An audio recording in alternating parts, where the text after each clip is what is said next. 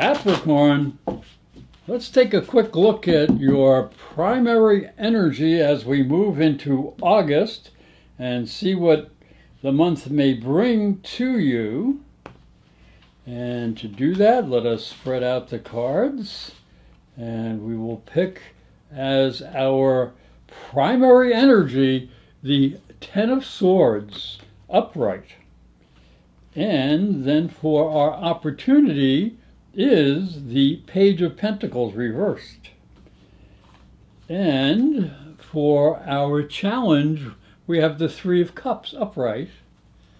And for our rising energy, we have the Queen of Cups upright. And for our outcome, we have the Seven of Pentacles upright. So let us look here at the Ten of Swords, and this is probably the energy that you're going to have to concentrate on this month.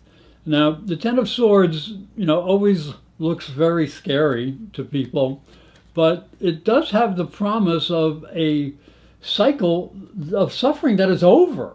So this is a completion. So what comes next is better than what has come before.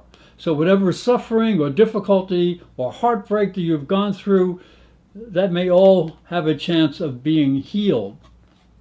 And that leads us to the Page of Pentacles, which is your opportunity. Now, it is reversed. Now, the Page of Pentacles usually is a very slow-moving, studious, learning type of energy. But since he's reversed, maybe he'll move a little faster for you. And maybe he'll help you deal with this energy a little faster than you have in the past, because there's this party that's waiting for you. That's your challenge. Are you going to be able to have fun? Are you going to be able to enjoy life? Or are you going to let the things that have happened in the past hold you down? Don't do that, because your rising energy is the Queen of Cups. And again, that is a wonderful queen. She is full of nurturing, full of a wonderful sense of emotion, and she is there to help.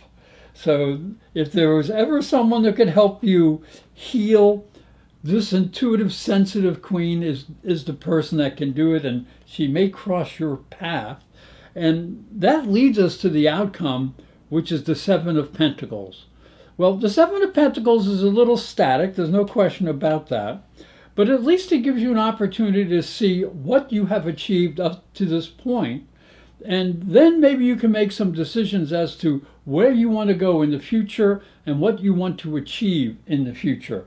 So you can count your chickens here and also plan for the future, because maybe they'll hatch in the future and then there'll be an opportunity for another party.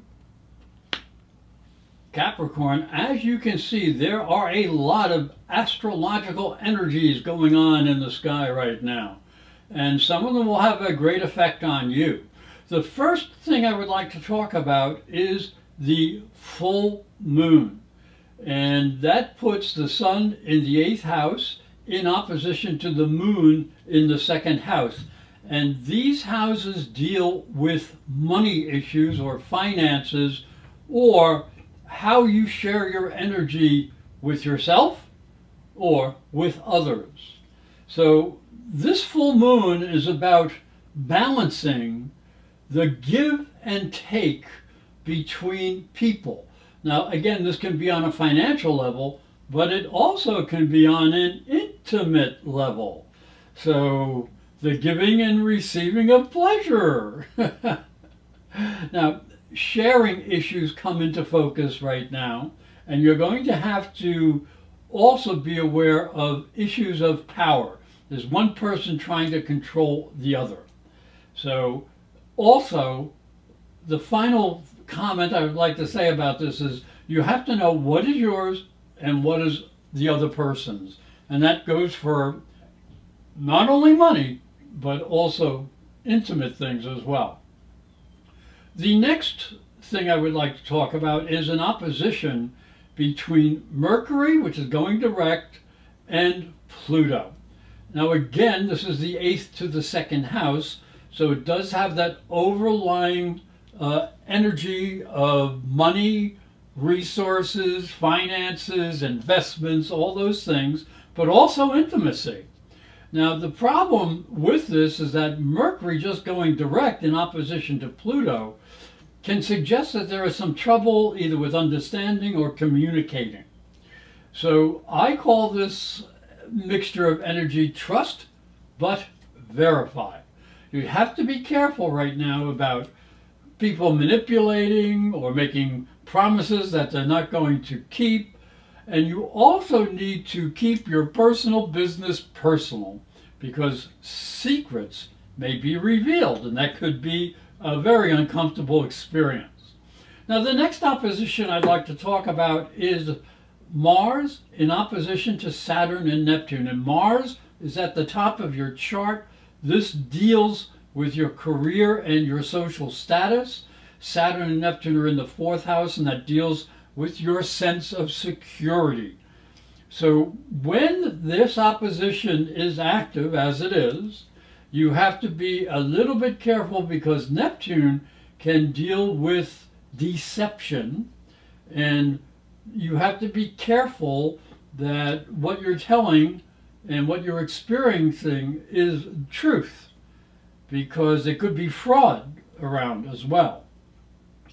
These two down here, Saturn and Neptune together, Saturn represents authority figures, bosses and things like that, and people who are very stubborn and acting as dictators. When Mars is in opposition to Saturn, there can be the go, go, go and the stop, stop, stop.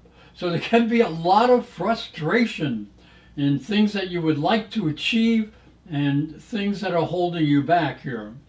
So when there's a lot of frustration, frustration can lead to anger, which Mars is very good at, and anger can lead to trouble and legal issues. So do be careful to control yourself. Speaking of controlling oneself, here's some good news. There is a Venus-Jupiter conjunction. This is one of the best mixtures of energy in astrology. The greater fortune and the lesser fortune together, they are in the sign of Cancer and in the 7th house. So this is the smile and the happy face that everybody likes to have. So there is optimism here, there are good feelings here, there is the return to kindness and generosity. You might meet a new person who just seems to be perfect for you. Or you might improve a current relationship, and you may have some good fortune coming before the public. The only negative here that we'd like to say is watch overindulgence, because both of these planets do represent indulgence, at least a little bit in Venus and definitely a lot in Jupiter. So do be a little careful, control your impulses. Thank you for watching, and thank you for listening. And if you would, I'd appreciate if you'd hit the like button under my video and share them with your friends, because it's free.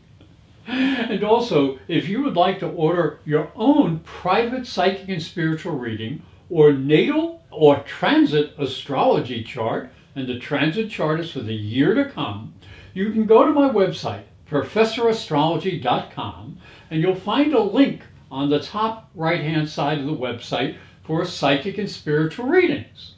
And all you have to do is hit the link, go to that page, and it'll explain how you can order your own private reading or personal astrology chart. And again, thank you for watching, and I hope you have a fabulous month.